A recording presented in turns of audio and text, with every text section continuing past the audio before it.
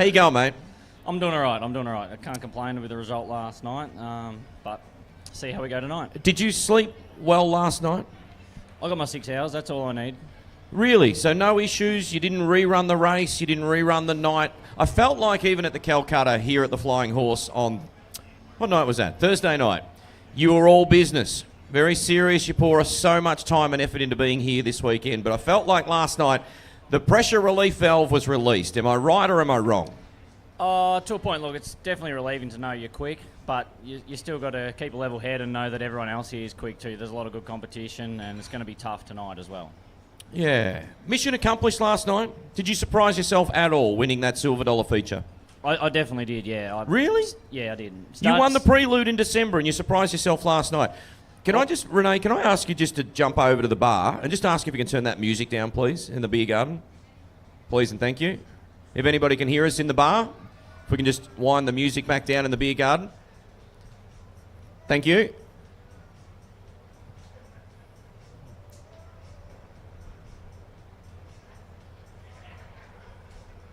Maybe they prefer to listen to the music, Clarkie, rather than you. Let's go back to that statement. You surprised yourself. You won the prelude in December, and yet you surprised yourself winning last night. Yeah, I started out of fourth, and I knew who I had in front of me, and I knew that'd be hard to pass. So I just had to get a bit of rhythm going and work out my own line, and it sort of worked for me in the end once we got going and flowing, and I kept it moving. A couple of wise people on Thursday's practice said to me, if the track goes a little rough and a little heavy, that 11 car will shine, and a couple of others. And they were bang on, I felt, last night. Yeah, normally, I did try a few things when we were here in December at Premier Speedway, and I'd made some wrong choices, which actually taught me a lot. So really? Yeah, I went back in the heat races and didn't really work and tried some things in the feature, and it kind of worked. So I knew we were going in the right direction with setup. So to have a fast, hooked-up track last night it helped my knowledge that I learnt back in December. But see what happens tonight. How long you been racing dirt modifieds, mate? Well, I did just get reminded this the other day because I forgot, but I think it's 15 years. Time's flown, hasn't it? You're not that old, mate. How old are you? 35. Really? Yeah. Married? Yes. Kids? 2 young girls. Oh, girls. You going for a boy? No, because then I'm risking 3 girls.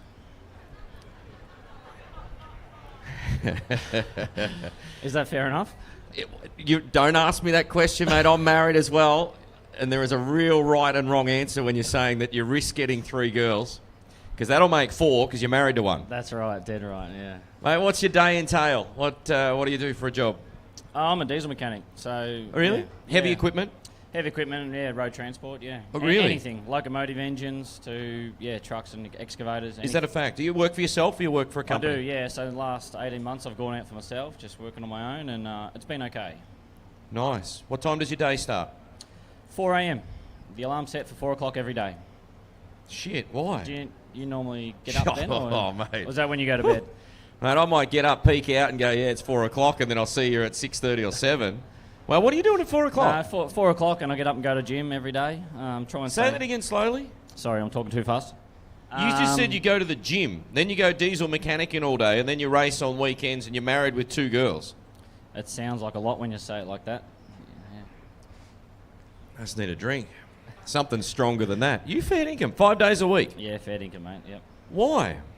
I just can't stop. I've just got to keep moving, keep doing something. Yeah. You can't give yourself time to think. Is anybody else seeing 4 a.m. in their day-to-day? Chris? Brock, you seeing 4 a.m.? If you haven't noticed, Gav, if you haven't noticed, I've got an expensive hobby I've got to pay for, so I need to get up early and go to work. Yeah, and is that one of the reasons why you also changed from working for the man to being the man? There's a few reasons, but no, it was just time. Yeah, okay. Yeah, things changed at the company I was working at, and got a good reason to leave and start doing my own thing, so I did. Does that change your dynamic on racing? Does it change your family dynamic, the way that your mindset is? Not really. It's still family first. Everything's that. Everyone knows that. Sure. As much as sometimes we'd like it to be the other way, but it's not. Family's always first.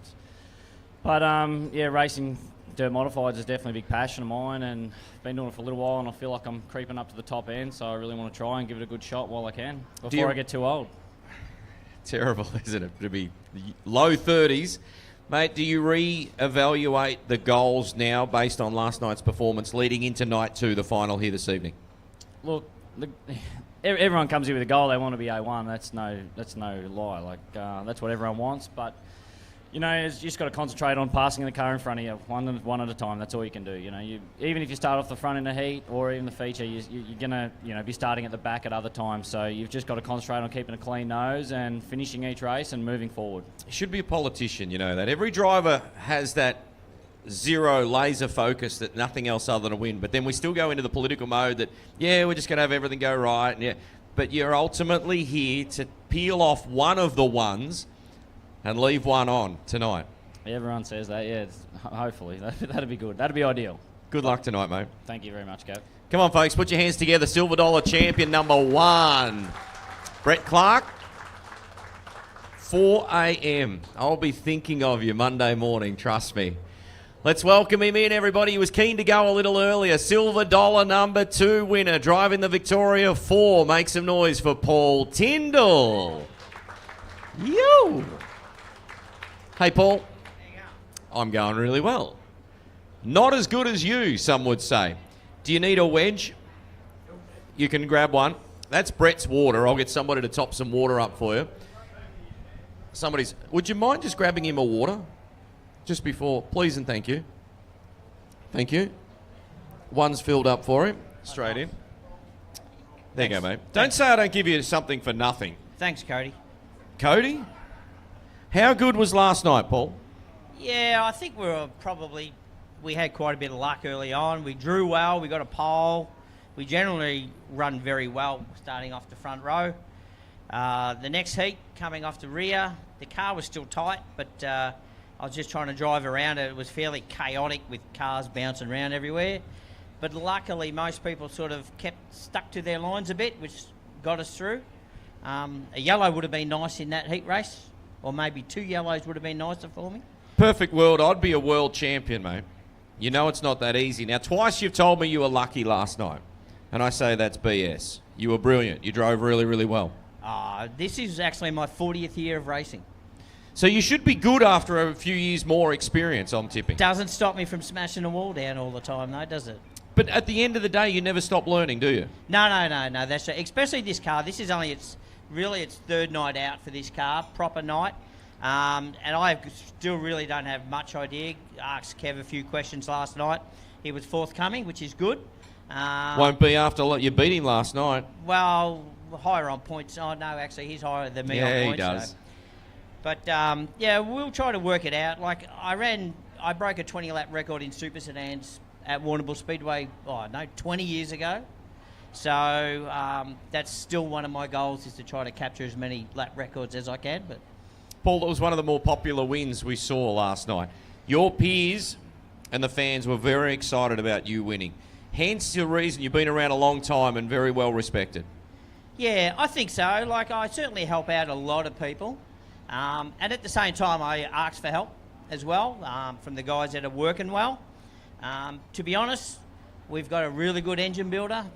He's been doing my engines for about 35 years. Yep. So as a result of that, we've always had a good plant under the bonnet. Without him, we probably wouldn't be anywhere.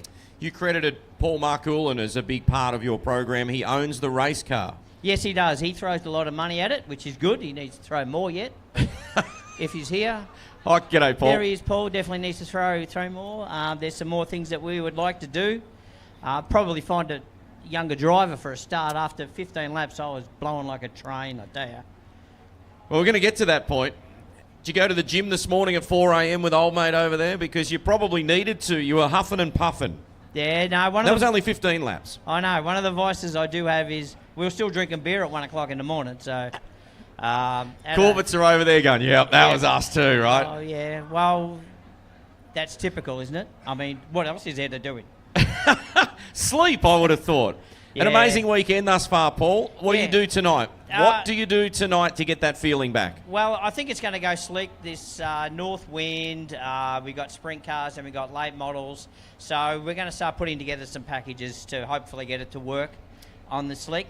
I've never driven this new car on a slick track, so Okay. this will be an opportunity to try to work it out. We'll just go back to some basic principles, is what we always do.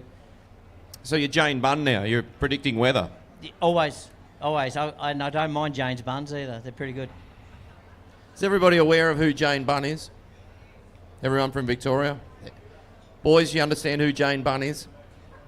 No? Yeah. Look her up. Just look her up. It's Jane's buns anyway.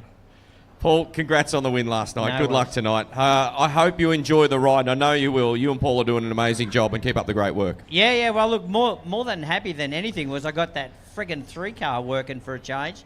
We've been trying to find a bug in that thing for the last 12 months, and we think we've found it now. So Might need a younger driver too, Paul. Well- He's already put himself out. He might be eyeballing you as well. Be careful. he can have it. I'm tipping the Bill Payer will keep his job. Well done, Paul. Put your hands together, everybody, for Paul Tyndall. Thanks a lot, and well done to all the guys here as well. Thank you. Absolutely. Here. Great to have him here. You can keep your water. That's a donation from me. Clarkey left his here. The next guest that I want to introduce is the reigning and defending Australian V8 Dirt Modified Champion. I know I spotted him a little earlier and he just wanders over. This is much better weather, isn't it, Clarkey? Is this more, I'm sweaty palmed, my feet are hot, and you're just, this is beautiful. Folks, please put your hands together, make him welcome the reigning and defending Australian V8 Dirt Modified Champion, David Clark. Got a nice ring to it, hasn't it? It does. I'd like to make it back-to-back Australian. Now champion, we're onto but Look, something. we'll take that for now, mate. And after 10 years, I think I'm pretty happy. You were one driver that was quick to say that Thursday night's practice, that's how we want it. And I feel like last night you were wheel standing coming out of turn 4 and I'm looking at that car going, it's probably not what you hoped for, right? Oh, look, don't get me wrong. I definitely love an elbows up track. And that first heat there running behind Kevy and running the high line, that was definitely, why half of us probably got into dirt modifieds to start with. That's what we kind of love about the dirt mods. But, I think we struggled a little bit with the motor stuff last night and it just wasn't quite how we wanted it. But, if we get the same thing tonight, I think we'll have definitely a better package to go for it. Dave, it wasn't a write-off last night by any stretch. I'm talking like this because it's maybe not what you predicted and hoped for. And as we just heard with Paul, if everything went his way, he would have won every Australian title for the last 40 years. But we know it doesn't always happen the way we predict. But I still feel like you dug really well. Yeah, and that's the thing. Like, I guess, we were probably like, it's not where we wanted to be. But at the end of the day, we were like, well, we moved forward in pretty much all the heats. We moved forward in that mini feature. So, it's all about those points and the small wins, every position we can get. So, of course, it's never where we want to be. We want to be where Brett and Paul are. But, we're definitely still in it to win it. And, we're sitting 9th, I think, overall. So we're still pretty happy with that. Have you had a good, fun weekend? First-time visitor in the flesh to Warrnambool. Have you had a great time thus far? Yeah, I think it's just amazing how the local community, the Flying Horse, Premier, all get behind the divisions and really promote us and get us out in front of the general public down here. Obviously, we kind of feel like we're coming into 100% sprint car territory, so coming in with our tin sheds, definitely sets a bit of a different look. But we've got to show up and try and get some more cars down this way. We'd love to race here more. Spot on, which was certainly the case 15 years ago. We're Facebook Live over here, I see. Who's holding the camera?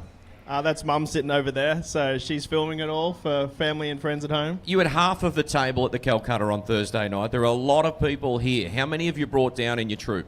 I think there's 17, in total, plus a couple of local family come down from Melbourne as well. So, we've got nearly 20, I think, this weekend down here support us. And, we all have fun and enjoy it. First-time visitors to Warrnambool as well for the 17 that are from Queensland? I think some of them came down in the last time we ran Australian title here for the Dirt Mods. Okay. We'd only just started at that point in the division, so we didn't come down for the trip. But Gary and the Wathen family had all previously come down before, so, yeah.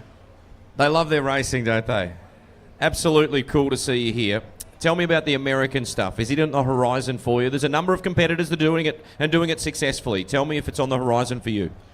At this stage, we try and get over there consistently just to try and see what's going on. But at the moment, we're focusing on our Australian program and just really trying to focus in on whatever money we've got, we spend on bringing more parts and building the division back here at this stage. So we'll go over there. I'm scheduled to go back over in May, and we just want to try and learn more, find out some new stuff to bring back and share with our the Bicknell guys and shared around the division so we can make us bigger and better here, and that's where we're kind of focusing ourselves at the moment. To be fair, going back to Clarkie's first port of call, much like me, you look like you work out. Yeah. I didn't see you there this morning. Yeah. Touche. Are you up at 4 a.m? Not very often, no. What do you do? What's your daytime job? Is it full-time Bicknell? Are you doing anything else outside of the racing factory? Yeah, so full-time outside of racing, I'm a mechanical engineer with an engineering company that we do heavy vehicle transport and and that sort of field. So work for them, and then Caitlin, my wife, she runs basically the Bicknell side of the business pretty much 5 days now. So full-time into that along with our other businesses that we run in the events industry. I feel like you're too smart to race a V8 Dirt Modified then. Did you just say civil engineer or a mechanical engineer? Mechanical engineer, and I love that Paul Tyndall just promoted his business up here in front of me as well. So we're competitors in our field, so it's always entertaining. So you're not going to stick that on the front of the race car anytime soon tonight? Not at this point, only if it was to encourage my boss to sponsor it instead of him, but no, I'm joking. But we have a good rivalry within that industry, and but no, we've been in mechanical engineer, did PWR radiators in the F1, and then stepped back into transport where we've been with the family business previously. So you're still too smart to drive a Dirt Modified though. There's plenty of smart guys Not looking out there. Not looking at anybody. I've got a feeling I'll be lucky to get out of Allansford alive tonight with those boys. They've been great sports, and I appreciate that we've had a lot of fun with them. But to be fair, does it help you with the racing? It does a little bit, but I think I overthink it also sometimes. Sure. Because obviously you're looking at too many different things, and I think that's what we did last night. We forgot the simple stuff and went for the let's try and reinvent the wheel sort of stuff. So I think if we had the chance again, we'd probably tackle it quite differently. But I think that's probably what the team would say is overthink things. Yeah, there's a great saying about over-engineering it, and an engineer would only do exactly that because you're trying to make yourself faster and trying to over-engineer something. Mate, what about tonight? What have you got to do? Get through this heat race, get yourself into that big dance, and then throw the kitchen sink at it. Yeah, absolutely. I think it's just really for us to go back to basics, reset where we started yesterday and see what the track really serves up to us. Where, I think we're expecting it's probably going to be a little drier and a little smoother, but we never know what's going to happen until the first few heat races get out there, and we'll just go back to our baseline setup and start working on it from there. Few drivers in the field surprise you last night with your results? I obviously thought coming down into Victoria that they've obviously had a couple of runs here, but also that, they've always been quick down here and we probably don't get to see them as often up in Queensland or northern New South Wales. So you never know what you're really up for until we can up. So I think it's really great to see Brett having a good run as well as Paul. But, Braid Stevenson in the new Troy, he's doing a great job. Josh Rose got a heat win, and Brock Garden was up there as well, having that third place. So it's really great to see him up there on the podium as well, having a good run. He stepped into that new Bicknell this season. Married with kids, I see too. They're here. Yeah, two young ones are over here, Huey and Nash, with Caitlin over there. So they're really huge supporters of us. Mate, and you wouldn't do it any other way, would you? Absolutely not. No, that's what we love about Speedway and love what we do. Love your work, mate. Good luck tonight and appreciate your time today. Thanks, Gavin. Put your hands together, everybody. The reigning and defending Australian V8 Dirt Modified champion is David Clark. Puts it on the line tonight. How you feeling, Robbo? Good? Yeah, I'll take you. Folks, I don't throw around the term living legend too often, but I feel like we're in the vicinity of greatness here. Please put your hands together and make him welcome. Mr. Steve Robinson joins me. Robbo, do you need any tips on driving a microphone? I feel like you've got everything else down, Pat. Well, it'll just come out how it comes out, Gavin. So, and that's all we need from you, mate. Exactly. Been doing this a long time and still doing it. How long, mate? I only worked it out while sitting at that table there. This is 52 years. Wow. Was the wheel square back then? No, I was just a country boy at heart, and there was a guy by the name, quick story how I come to be involved, Gavin. There was a guy by the name of Nev Bazzuti. Is that a fact? Andrew's dad? Yep. He walked into the dealership and he came in, and I recognised who he was, but he didn't know me. And I said, can I help you, mate? And he said, I'm looking for some sponsorship. And I said, well, I don't really know you, so I'm not into cash. What else do you want or need? And he said, I'd like a truck. And we had the numerous used trucks, so we went for a walk, and I said, what about that one? And Nev said, that'll do, to carry his race car. And that was in 1983.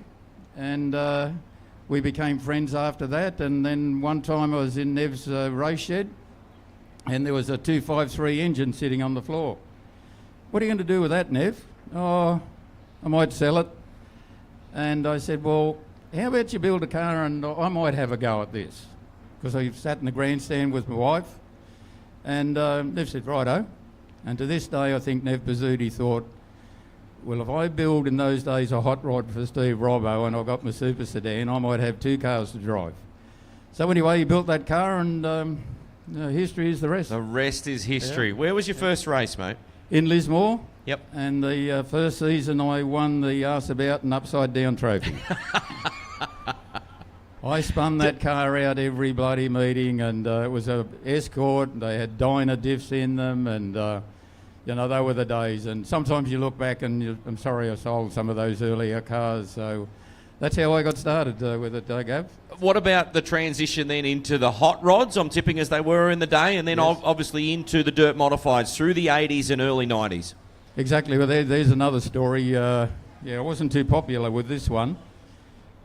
There was a good guy in Sydney by the name of Paul Rowlands, and we had these things called hot rods, and we really weren't going anywhere. And I said to Paul, look, we've got to get this section the same shape as the American cars. So Paul Rowland in Sydney, and I was in the northern part of New South Wales. So I was lucky enough to do a trip to the States, and we went to Olsen. And I imported a full American body spec Olsen race car fresh out of their shop. Landed it in Lismore. There was only 3 people. Mark, Paul Rowlands, myself knew about it. Pushed it out onto the driveway, invited all our team members and scrutineers to come in and have a look at it. And the first reaction was, no way, Robbo, you can't race that. Really?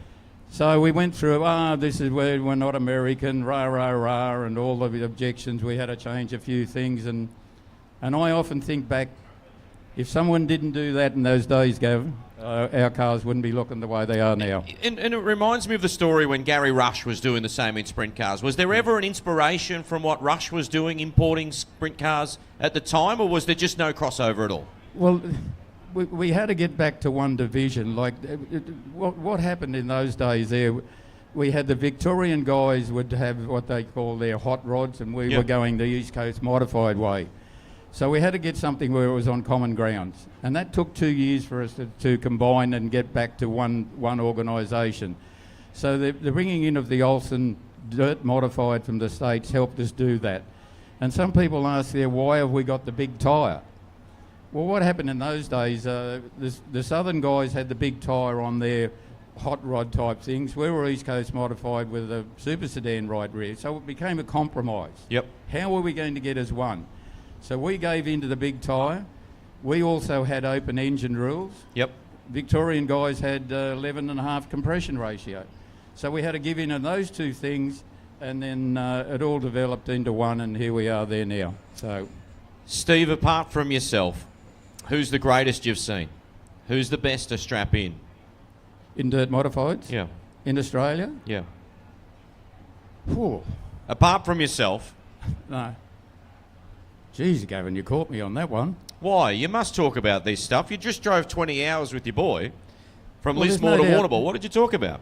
Oh, all sorts of things. You know, the only thing we probably didn't talk about was probably women. Big g'day to all of the wives and the partners and the girlfriends and the daughters that support our great men in our industry. Exactly. No, we talk about a lot of things, mainly on cars and setup, and you know the other trouble too, Gavin. Mark and I, this is also our release away from work. Sure. Is Yeah. the Peter Brittons of the world, the Kevin Yeah. Brittons, are the Stuart Hearns? I think of all of You- those, and then you- you come back to Tim Morse and those guys. But So who did you enjoy watching the most? Who impressed Steve Robinson? my number one arch enemy was Stuart Hearn. Really? Yeah, like he and I, and the hard part with Stuart, On Monday morning, we had to do business together. Did you ever have a crossword with him? Absolutely. Like a serious crossword? Oh, absolutely. Did it ever get physical?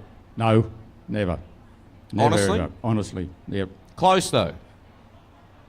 I'm tipping you a nose to nose a couple of times. No, I'm probably heavily verbal, but never any contact. No. Yeah. No.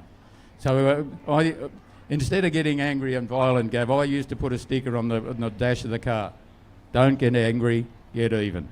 And that was always my philosophy. You don't come with a nickname or a tag like the Hitman, Stuart Hearn, without some sort of aura about you, whether it's on track or off. Am I right? Exactly. If Stuart and Hearn and I were side by side down the straightaway into the first corner, neither one of us were going to lift. So it was into that corner, and holy hell, who was going to come out the other end? It was that type of race. Now, a couple of times they picked him out of the fence. So because he knew I wouldn't lift and I knew he wouldn't. But fortunately, I never ended up in the fence. Stuart did a couple of times. Motivated you both to be better though. Oh, absolutely. And the other one there that really motivated us back in those days was Barefoot Bob McCready when he came out, where he spanked our backside something terrible in that match racing.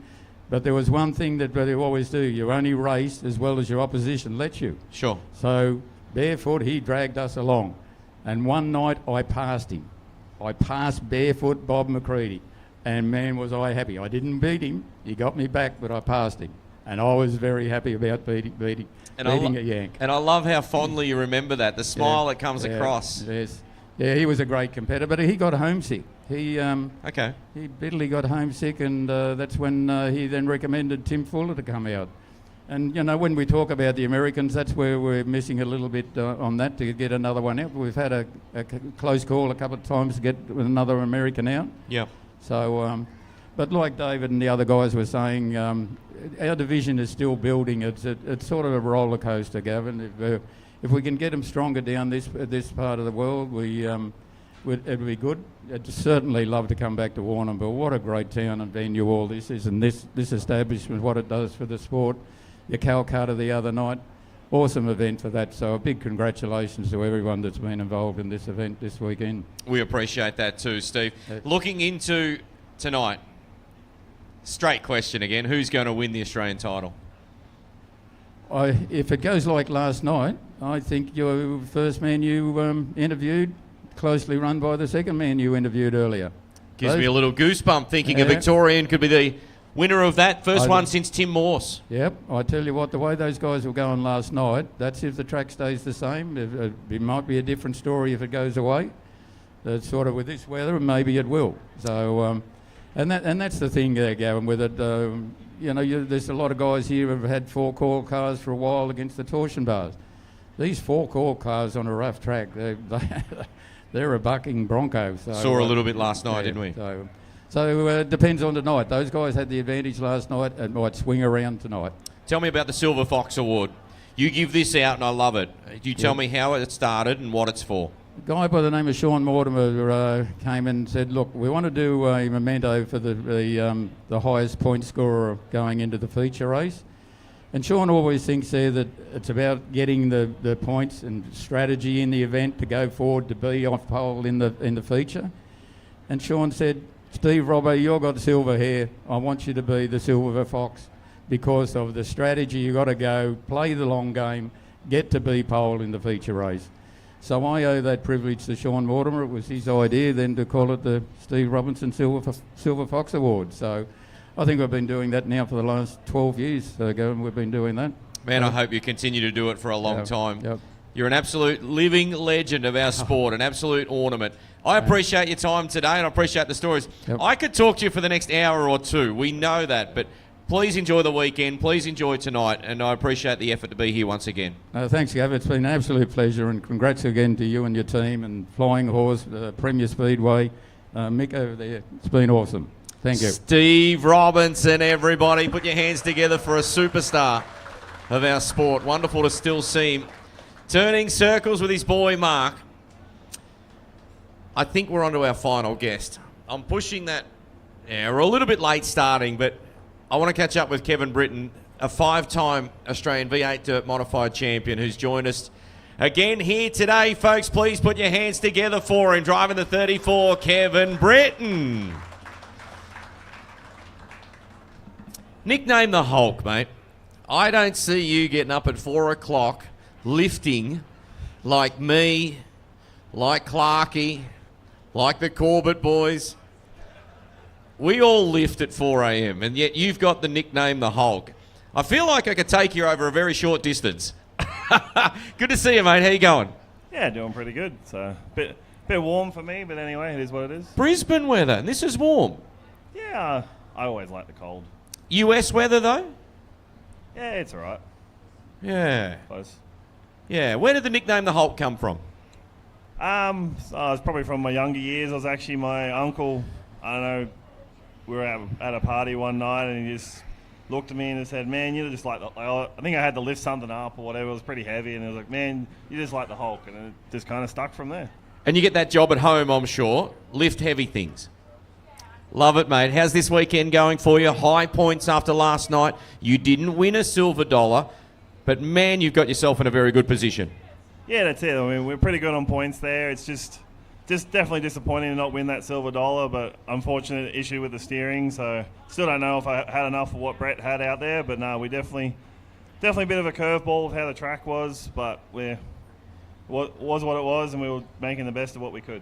Cheap fix? Yeah, basically, I think it's like a $2 O-ring. Sucks, doesn't it, sometimes? Yeah, Better to be it's- last night than tonight. Oh, 100%, yeah. Definitely glad it happened last night and not tonight. How was the reign of 5 successive? Your brother had won a trio, and then you went and punched out the first one in 2016. Do you remember it? Yeah, I remember it very well. Where was it? It was at Archerfield. Tell me what happened. I don't know, just all the stars was aligned and just managed to put everything together right and just, I don't know, everything fell my way. Did it easy then? A little bit, yeah. Then the next 4 came. When did you get to a point where you thought, I can't lose one of these races? You must have thought it, mate, because I do. 5 in succession is an incredible string. Never been done before, yet you've done it. When did you get to the point? Was it after the second? Was it after the third? Was it after the fourth? I feel like COVID's the only thing that stuffed a 6-peat.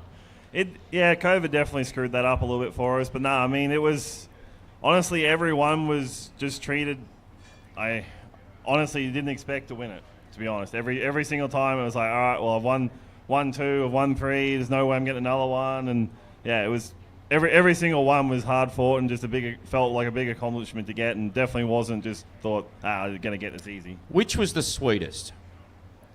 Which was probably the hardest, which makes it the sweetest? The sweetest, honestly, was number 4 in Toowoomba, because then that meant I had more Aussie titles than my brother. Mate, I can't argue with that. Once you've won 3, there's nothing left to prove other than to go forth. But he will say, only because I wasn't there. Yeah, that's his favourite words to say. If I hadn't have gone to America, that sort of stuff would come into the conversation. How many does he say he would have won? All of them? I don't know. He's told me before, like, yeah, he says that as joking. He's like, yeah, at the end of the day, sometimes he lost his 4th. So anything can happen on the night. You never know what you're going to end up with. Who do you love to beat the most? Everyone. Come on, though. Some are easier than others. I could beat some of them out there. You sure? Thanks for that. Not now. I was going well with myself until you just blew that bubble up. But seriously, though, some are easier than others, but there must be a couple that you roll in and go, shit, Robbo's here. Shit, Chris Corbett's here now. Shit, Clarkey's here. Yeah, I mean, you know what I mean? Like, who's the one? Definitely, I don't know if there is a one, but there's definitely probably 5 that you're definitely hard fought to beat every time. So is it a matter of looking at those grid draws last night or off the back of Thursday night when we drew them to find out that you were in a stacked heat race? Heat 1 was ballistic. Man, it was cool to watch. It was a who's who. There was about a dozen national titles in that opening heat race last night. Yeah, definitely. And to be honest, for me, like, it's one of them things. Sometimes you just got to get lucky, and I kind of got lucky there with the guy who was meant to start out at 2, opted to start from the rear, and that put me on the front row next to Clarkey, and he kind of had a little bit of a issue with the race before. One of the cars dropped a whole bunch of coolant on the bottom, and I knew he wasn't going to be able to fire as well on the bottom. I'm like, well, a little bit of luck's always got to be on your side, and maybe this is it. So if you win tonight, do you look back at that moment, or do you forget about it and go, we still had to run the rest of the heat races, last night's prelim, and then another heat race tonight? Do you look back at that moment and go, that was the difference in winning a number 6 or losing a number 6? Yeah, I mean, it's definitely could be the difference. Obviously, there's still a lot of other hard work you got to do, but that's one of them situations where luck came into it. So sometimes you're better to be lucky than good. You up at 4? Maybe in a previous life, not this one. Really? What were you doing in a previous life? Building trailers now. Building trailers KBR now. trailers. Building trailers. Race trailers, transporters only? Yeah, basically, yeah, enclosed race trailers, yep. Yep. I've looked at your trailer this weekend. I didn't build it just for that. It's not the coolest one in the pits.